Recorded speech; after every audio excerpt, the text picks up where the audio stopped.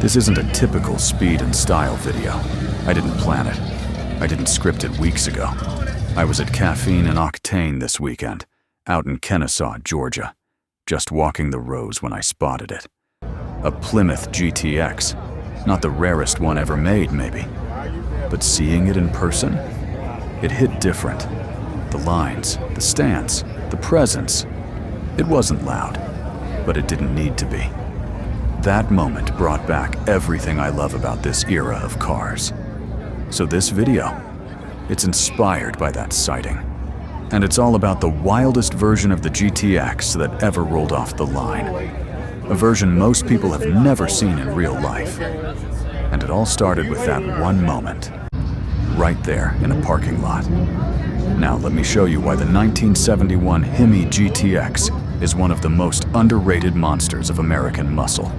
What if I told you one of the rarest muscle cars ever built didn't come from a boutique brand, didn't wear flashy badging, and didn't scream for attention? What if it looked like a Plymouth and drove like a bomb with wheels? In 1971, with the golden era of muscle cars gasping for breath, Plymouth delivered a parting shot that would become legend. They called it the HEMI GTX. Just 30 were ever made with the monstrous 426 HEMI under the hood. And of those, just 11 were equipped with a 4-speed manual. That number alone should tell you why this car lives in legend. This wasn't some attention-seeking burnout machine. It was the muscle car version of James Bond. Calm, collected, deadly. The GTX name had already earned a reputation by the late 60s. First introduced in 1967, it stood apart from its brothers in the Plymouth lineup. The Belvedere was basic, the Roadrunner was wild, but the GTX, that was something else entirely. It was called the gentleman's muscle car for a reason. It had power, sure, but it also had poise. It was meant to deliver high performance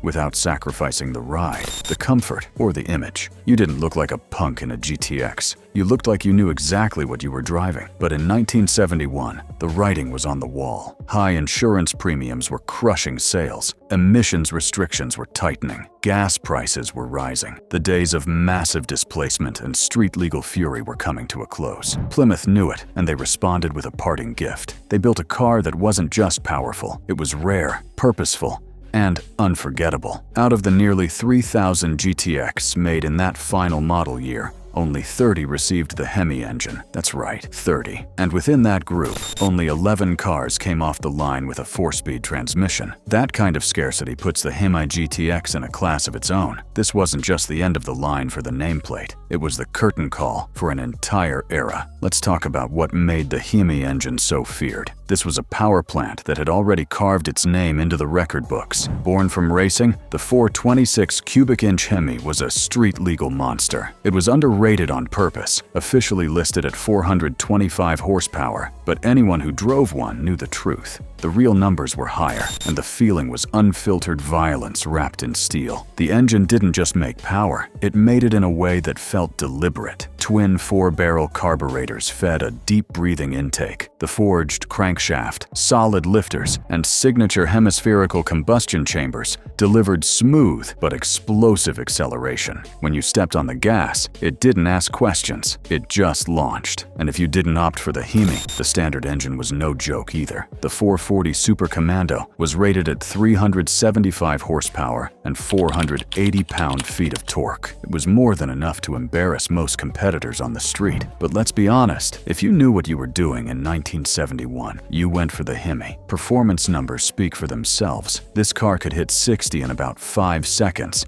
and clear the quarter mile in the mid-13s at over 100 miles an hour. Remember, this was back when digital fuel injection didn't exist, and most speedometers capped out at 95. This was raw speed wrapped in a refined package. But the GTX wasn't just about numbers, it was about the experience. Climb inside, and you didn't get a stripped-down bench seat with rubber mats. You got comfort, you got style. The black and white houndstooth interior was a bold option that made the car look like a proper touring coupe. Bucket seats came standard. The dash was clean and functional. This was a cabin made for both comfort and control. You could tell this was a muscle car, built for someone who also enjoyed a Sunday drive. Power windows, wood grain trim, a center console with a performance talk. It was all in there. The GTX didn't just go fast, it went fast while keeping your cufflinks clean. And when it came to shifting, most of these cars were fitted with the bulletproof A727 torque flight automatic. But the rare few with the 4-speed, they were a different beast entirely. Pair that gearbox with the Dana 60 rear end and 4.10 gears, and you had something truly wild.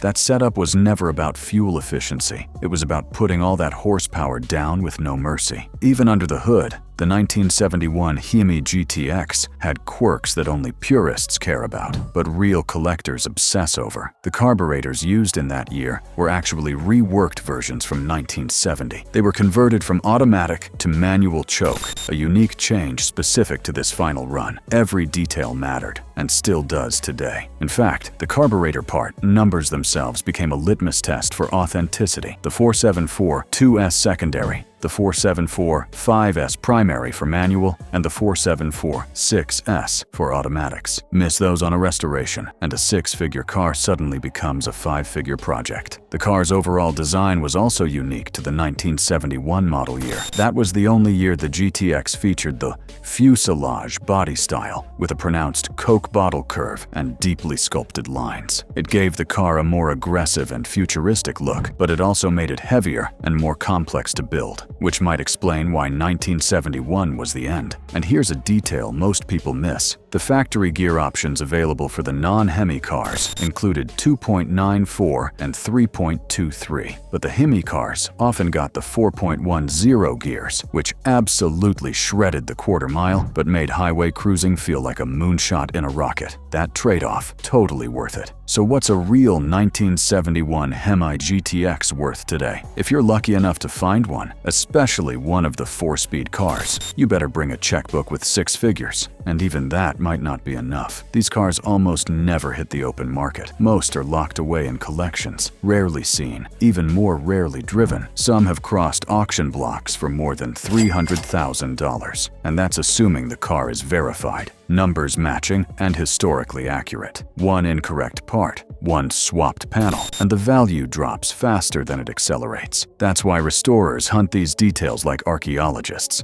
They're not just building a car, they're preserving a ghost. The truth is, the HEMI GTX wasn't built to be common, wasn't designed to be affordable. It was made for that one driver who wanted it all. Performance, luxury, rarity, and most of all, presence. This wasn't a car that roared for attention. It didn't need to. It simply existed. And when it did, everyone took notice. The 1971 Plymouth HEMI GTX was the last of its kind. A gentleman's car with a killer instinct, built at the edge of extinction, remembered forever. Which muscle car do you think has aged the best? Tell us in the comments. And if rare legends like this one get your heart going, subscribe, because we're just getting started.